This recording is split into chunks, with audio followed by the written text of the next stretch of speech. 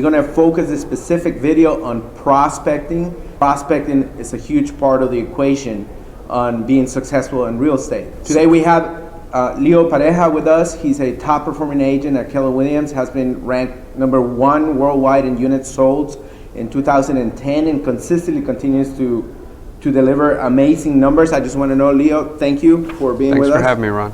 And just for the people who haven't seen any of the other videos, can you give us a snapshot of what type of volume of business do you do? Sure. I've been in license for 12 years. My first 5-6 years, I seem to have a ceiling between 25 and 50 units. And then about 5 years ago, I got very on purpose, and I broke through that and been consistently doing 400 to 600 units a year. You heard it right. He said 400 to 600 units, right? The average real estate agent, I think, by National Association of Realtors, does between 6 to 10. Multiply that by 100, and this is the type of person that we are lucky to have with us to pick his brain to deliver value to you. If you're an agent that does 10 transactions, very feasible for them to do 20 the next year, and 40 the next year, and 110 the next year. I think so.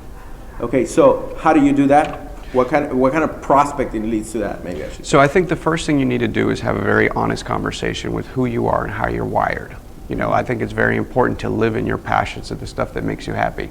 If cold calling and door knocking terrifies you and, you know, brings no joy in your life, then that's probably not going to work out for you. But if you're someone who can do that and can do that well, you know, there's a good percentage of the population that can't, so that's already an advantage. So I think it's really important that you focus on what your talents are. So what I'd want to focus on is what niche of business you're going to go after.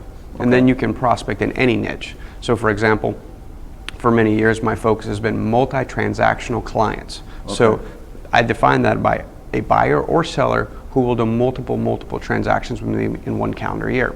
So during the downturn, it was obviously banks and financial institutions. Now that we have a stable market, it's builders, developers, investors who buy and sell multiple houses with me, because the way I look at it is I only need to track 5 or 10 relationships to do hundreds of transactions. So passion, very important, to know your why. You reach out to these people. There are other people that want to help first-time home buyers, and they just take a thrill out of it. You would recommend focus on that and build your career around and that. become the very best at it. And your passion, your love is going to drive your performance. Absolutely. And the thing I suggest is look in your market, look outside of your market. Find the person you want to emulate, call them, go visit them. Hell, if you're new, go work for them.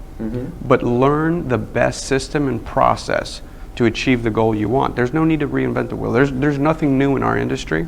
People think there is, but it's a twist on something that we've already done. So my behavior is, if I want to enter a new niche that I'm not familiar with, I will find the very best person in the country, call them, offer them money, go spend a couple days with them, pay them for their time because I value it, and learn from them.